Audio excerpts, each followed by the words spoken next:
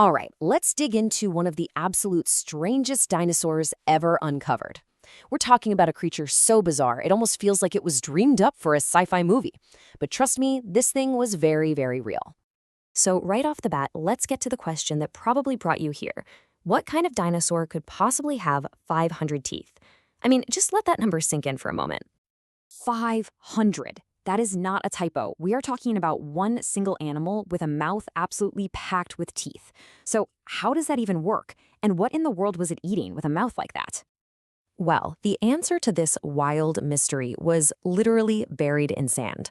For 110 million years, the secret was hidden deep in what is now the Saharan Desert, just waiting for the right people to come along and piece it all together. Okay, the big reveal.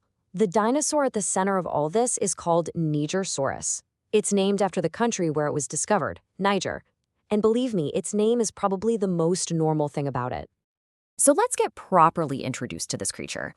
Now, Nigersaurus was a plant eater, but it basically threw out the entire rulebook for how we thought herbivorous dinosaurs were supposed to look and act.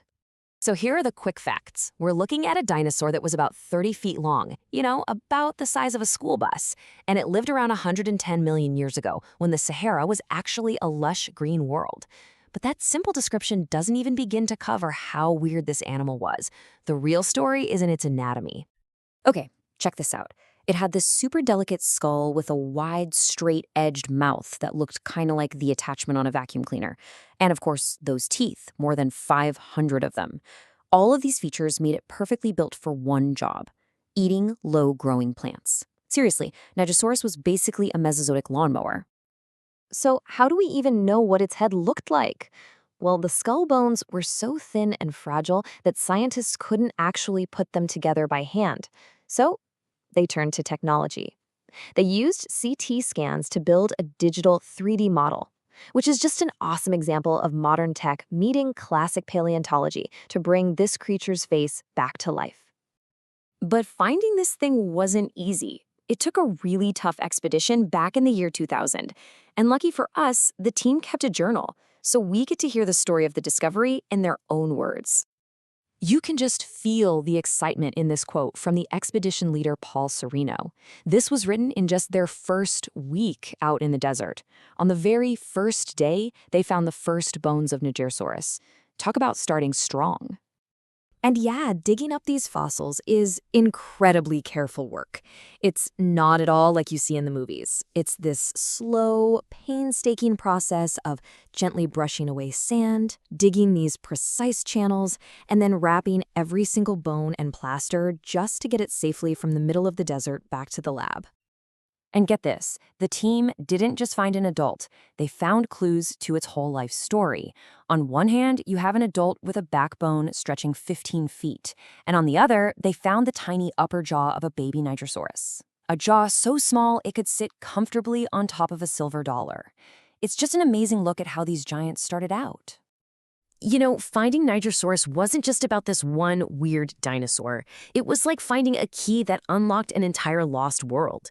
The fossils they found started to paint a picture of a vibrant and actually very dangerous ancient ecosystem. And what a world it was. Nigersaurus had some pretty scary neighbors. There was a huge carnivore running around that was about the same size. And then in the rivers, you had Sarcosuchus, a terrifying 40-foot-long super croc that made everything else look small. So yeah, you have to completely erase the image of the Sahara Desert from your mind.